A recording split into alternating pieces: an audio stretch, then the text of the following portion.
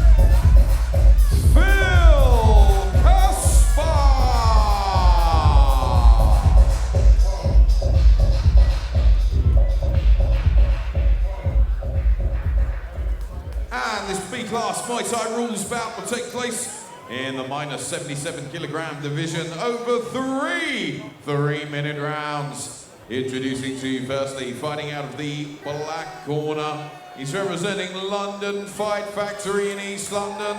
It's Ramos!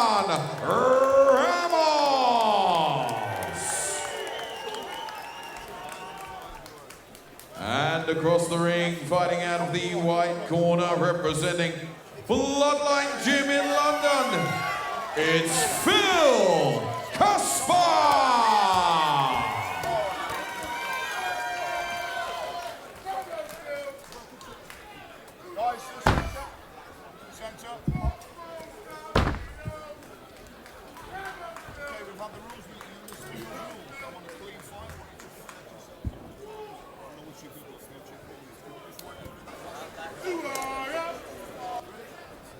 Ready.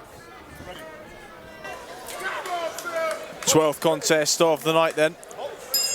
Round one.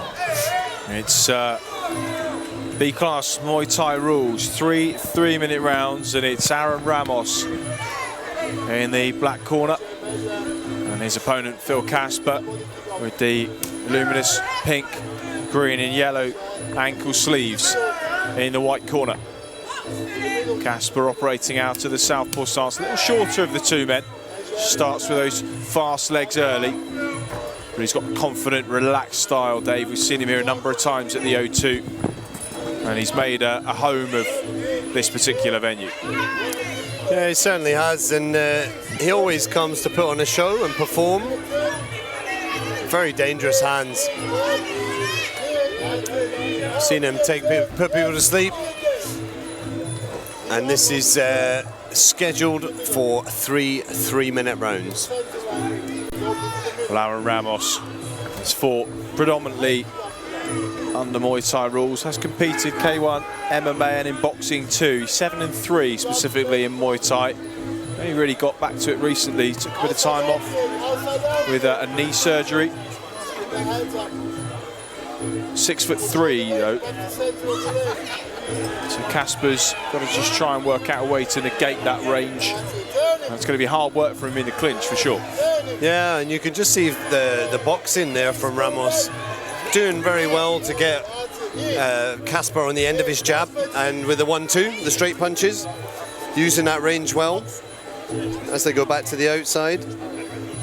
His last fight was a decision loss at Road to Muay Thai Grand Prix to Ahmed Batnini, who's a solidly built fighter. Not dissimilar in stature to Casper. Casper perhaps a little more loose than Batnini. Batnini's kind of all power, isn't he, really? But he said he was a little heavier than he's used to and felt like he was shaking off some ring rust. He didn't fight quite like he normally does. So perhaps we see a slightly different, rejuvenated version of him at a lighter weight. The knees fixed, and he's in against good opposition though against Phil Casper.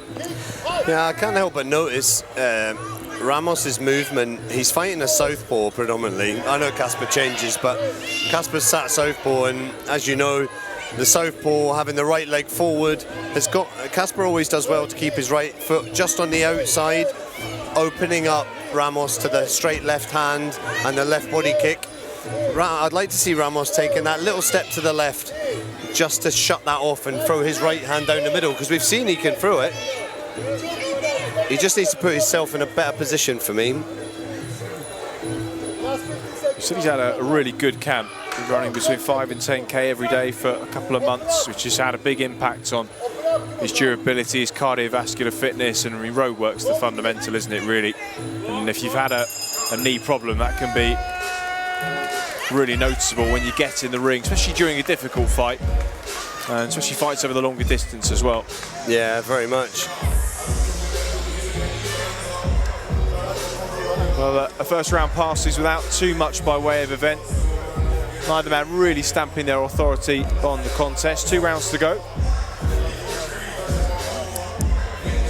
We've seen the replay from the last fight. Here we go, that's the right one. Just a little time warp there. Let's have a look at some of the highlights from round number 1. Casper just low kicking, then high kicking. There was a bit of variety in his work, but just taking his time, working his way into this one. Yeah, good knee there from Ramos in the clinch. Casper's often the shorter man though when he fights, because he's got that thick set, stocky build, thick legs, and so he's not adverse to these conditions. He's used to it.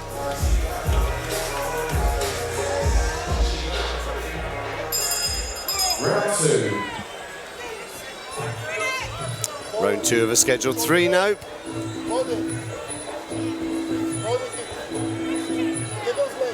Look of concentration in the eyes of Aaron Ramos. Said he's just looking to have the right fights at this stage of his career. 29 years of age now. He'd like to, he says, go and spend a couple of months out in Thailand. He just wants to do everything in the spirit of Muay Thai.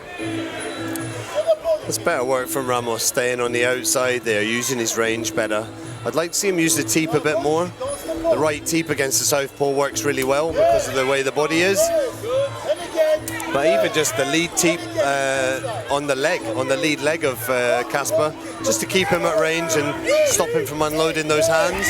Lovely trip there from Casper. Just getting a little warning off the referee just to say, if it's done on the way down, it's okay, but don't put him down and knee him in the head when he's on the floor. Often a subject for discussion at Muay Thai events. Landed a couple of nice right hands to the body there, Ramos. Said he's been working on trying to negate Casper's best weapons, the body kick, and also kick catching ability that we know Casper has. Been a patient approach from both parties so far, in fairness. Just a switch there from Ramos. You see the reddening on the legs of Ramos from those low kicks. He seemed to be complaining of a low blow a little bit there, but I don't think it was. Casper's hitting the same mark all the time. You can see the reddening on the legs, and it's very low, but that was a big left hook. Well, Sean Boland's done brilliantly well there, because it's not easy to get in the way of two fighters, especially when one's hurt, and no doubt Aaron Ramos was there. And Casper was in the mode of following up, going for the kill, and Boland had to bring him down rugby style. Yeah, that's a great shout though, because that's when dangerous things happen. If Casper had landed one shot on Ramos there, when he was due for a count, that could have been game over, and that's where damage can be done to fighters. Referee's there for the fighter's safety. Good shout. He wanted to call an 8 count, so he just stopped any further damage, called the 8 count, and that's the reason the 8 count's in there, is to get it back. Ramos is dropping his hands here when he's getting caught. I don't know why he's doing that. I don't know if it's intentional or he needs to put his hands up further. Looks like he's got his legs back underneath him for the meantime, at least. He did well when the fight was restarted. Landed a right hand, pulled Casper into the clinch, just giving himself a bit of a breather. Hasn't taken too many shots. Look where his hands are though. He's too busy thinking about where the kicks are coming. He's doing that and dropping his hands. And Casper's throwing those kicks, but you can see Casper knows he's throwing those kicks, bring his hands down, he's going to throw that hand over the top, go for that left hook again, or the big overhand right, and put him to sleep. That's his game.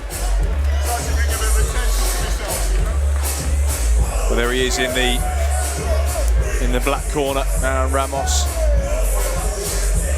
Just to weather a mini crisis in that second round. Take a look at some of the highlights. His body kicks were working well from Casper. Ramos was beckoning him on. That was when the shot landed that just wobbled him, and there was the long left hook. That was a nice little trip there, but you saw as he'd thrown him, if you turn him and throw the knee as you're turning him, it's okay, but you see Casper throw him, take a step and then try and throw a shot where that's not allowed. There's the left hook there. You can see the big left hook and the Sean Boland rugby tackle to the floor. Great shout though by the referee, and that's what he's there for. Well, last week at the Muay Thai Grand Prix in Birmingham, there was a shot that landed, a fighter started reeling backwards, and the referee was trying so hard to get there before the offending fighter could follow up, and just couldn't quite get there, and you could see the kind of almost disappointment on his face, because he knew what he wanted to do, but unfortunately just sometimes couldn't do it. So Sean Boland's done really well there. Yeah, this is worrying me here. Ramos's behaviour. He's getting hurt with these kicks. Casper's game plan is very clear and it's very good. Chopping those kicks in, make him think about the kicks, and then take his chin off. Absolutely. Watch this. Ramos is too busy thinking about these kicks and how much they're hurting. Look where his hands are. Chest level. Pushed a left hand through to body, then to head. That one just got Ramos's attention yet again, and Casper just looking like he's in full control here with over 2 minutes to go in this third round. Yeah, Ramos's hands are like at his belly button sometimes. Look. It's almost like watching a car about to crash.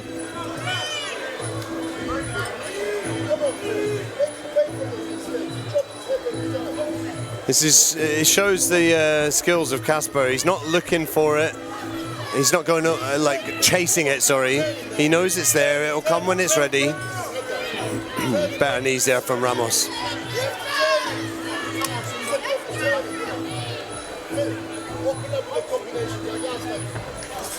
Casper just maybe taking a bit of a breather. Ramos trying to work him into the clinch. Casper just holding on, scoring with the knee. Just looks up at the clock. He's got 1:20 to go in this round.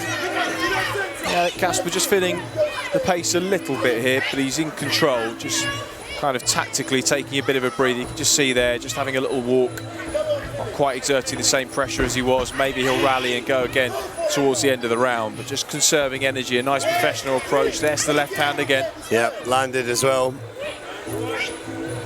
Casper just didn't plant his feet enough for that, really. But you can see that they're finding their mark. That's the dangerous point. See that? One kick to the leg, two kicks to the legs, and then bang, there's the hands. Well, his corner looked relaxed, Casper. In contrast, Ramos's corner looked just a little bit concerned, and that tells you a lot. There's the left hand again. That hurt Ramos that time. Now does Casper sense the finish? He'll know there's only 30 seconds or so to go on the clock, and he does look up indeed, just in a timely fashion. Is he going to now just throw the kitchen sink at his man, take a few risks, and try and give us a grandstand finish? Ramos hangs on, drives a couple of knees in. He too looks at the clock. Both men a little fatigued now. It's dangerous. Ramos he's trying to duck in under that punch and take a lock round the body, but in doing so he's bringing his tall frame right down, and it's B-class. Knees are allowed to the head. He's got to be careful. Well, that's the final bell. Ramos did well to navigate himself through difficult couple of rounds. Phil Casper was in control from first to last, you feel. So we'll have to see whether the judges' scorecards concur.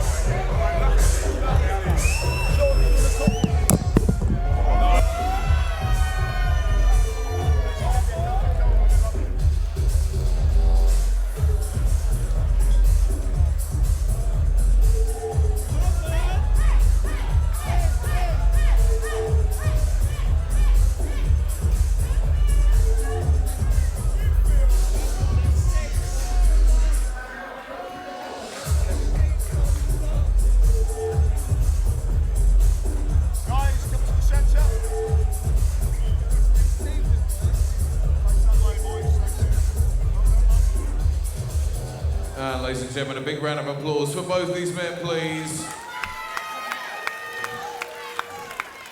And at the end of those 3 hard-fought rounds of action, your ringside judges have reached a unanimous decision, all in favour of your winner. Fighting out of the white corner, it's Phil Casper!